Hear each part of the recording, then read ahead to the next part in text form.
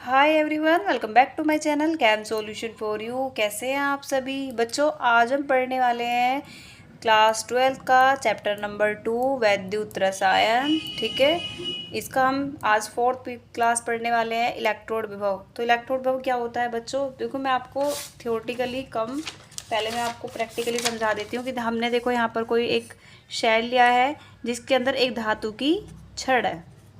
ठीक है, ये कोई धातु की छड़ है, किसी भी धातु की छड़ को आप मान लीजिए मैंने यहाँ पर कॉपर की धातु की छड़ ले लिया। ठीक है, तो इलेक्ट्रोड विभव क्या कहलाता है कि जब हमें ध्यान रखना है कि जिस भी धातु की हमने छड़ ली है हम उसी का ही सॉल्यूशन लेंगे। तो मान लो मैंने कॉपर की धातु की छड़ ली है तो मेरा सॉल्यूशन जो होगा वो कॉपर सल्फेट का होगा, यानी इसी धातु का लवण होगा। ठीक है, सोल्ट होगा। तो इतनी चीज़ें आपको समझ में आ गई कि कॉपर धातु है तो कॉपर सल्फेट, जिंक धातु है जिंक सल्फेट। ठीक है, जोन सी भी धातु है उसका सोल्ट लेंगे। तो होता क्या है, अब डेफिनेशन सुनिए बिल्कुल प्रैक्टिकली, कि जब किसी धातु की छड़ को उसी के विलयन में डुबाया जाता है, जब किसी धातु की छड़ को उसी के विलयन में डुबाया जाता है तो जो धातु होती है धातु पर एक विभव उत्पन्न हो जाता है। क्या हो जाता है? विभव उत्पन्न हो जाता है, पोटेंशियल, जिसको बोलते हैं हम इलेक्ट्रोड पोटेंशियल। इलेक्ट्रोड मीन्स विभव। ठीक है, और इस आप इसके डेफिनेशन को ऐसे भी पढ़ सकते हैं कि जब किसी धातु की छड़ को उसी के विलयन में डुबाया जाता है, समझ रहे हैं आप? तो ये जो धातु होती है इस पर एक आवेश उत्पन्न हो जाता है, या तो वो आवेश पॉजिटिव होगा या वो आवेश नेगेटिव होगा, कुछ भी हो सकता है। ठीक है, और जो मान लीजिए कॉपर है, यहाँ पर पॉजिटिव आवेश उत्पन्न हो गया। ठीक है, तो उसका ऑपोजिट आवेश जो होगा उसके विलयन पर उत्पन्न होगा। ये चीज़ आपको ध्यान रखनी है। दोबारा से समझा देती हूँ कि जब किसी धातु की छड़ को उसी के विलयन में डुबाया जाता है तो धातु पर एक चार्ज उत्पन्न हो जाता है और उसके विपरीत चार्ज उस विलयन पर उत्पन्न हो जाता है। मान लो इस पर पॉजिटिव है तो इस विलयन पर क्या होगा? नेगेटिव, या इस पर नेगेटिव है तो इस पर क्या होगा? पॉजिटिव होगा। और उसके साथ साथ में जो धातु की छड़ होती है इस पर एक विभव उत्पन्न हो जाता है जिसको बोलते हैं इलेक्ट्रोड विभव। आई होप बच्चों आपको समझ में आया होगा मैंने क्या कहा। तो मैंने यही थियोरेटिकली लिखा है, आप समझ भी सकते हैं, मैंने शो भी किया है, थोड़ा सा समझाने के लिए कोशिश की है।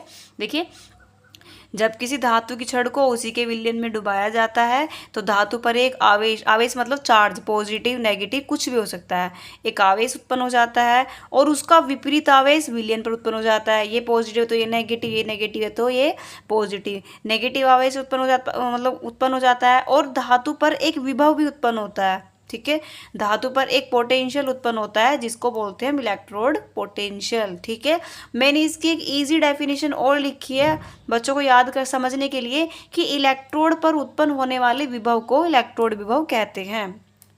आई होप बच्चों आपको समझ में आ रहा होगा। ठीक है, अब जो इलेक्ट्रोड विभव होता है इसको प्रभावित करने वाले कुछ कारक होते हैं। ठीक है, जैसे कि मैं आपको बता दूं, पहला है हमारा चालक की प्रकृति।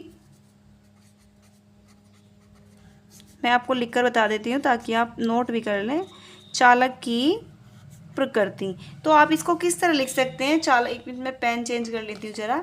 चालक की प्रकृति में क्या होगा बच्चों कि जो हमारी इलेक्ट्रोड होती है, ठीक है ना, इलेक्ट्रोड की चालकता जितनी ज़्यादा होगी, ध्यान से समझिएगा, इलेक्ट्रोड की चालकता जितनी ज़्यादा होगी इलेक्ट्रोड जो होगा उतना अधिक विभव उत्पन्न करेगा। तो आप ऐसे लिख सकते हैं,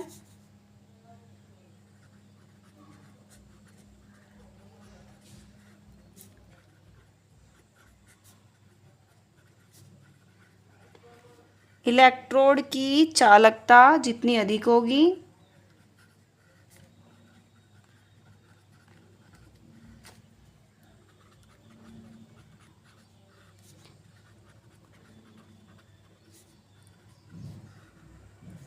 इलेक्ट्रोड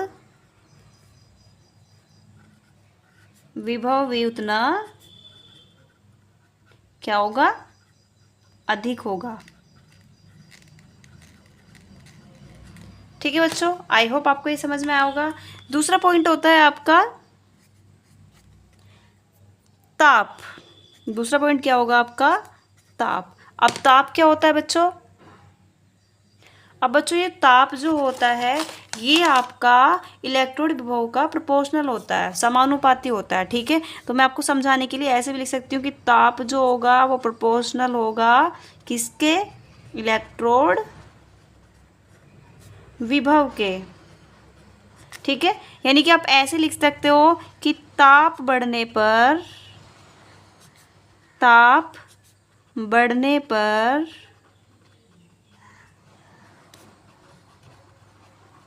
इलेक्ट्रोड विभव भी बढ़ता है।